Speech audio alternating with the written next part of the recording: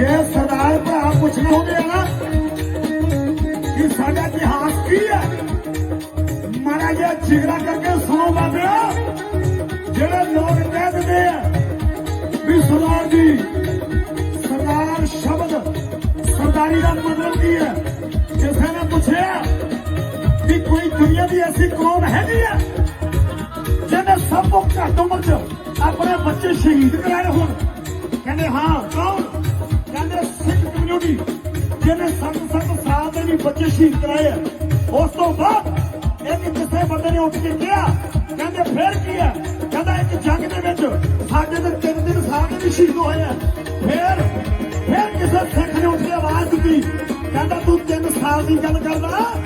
कहता जालम सरकार ने साढ़े 2 दिन के बच्चे भी शहीद किए। उन्होंने गलों को वध के हार पा के उन्होंने सिंगड़ियां के गल च पाए। तू गल करना है कि सिख कौम ने मारिया की?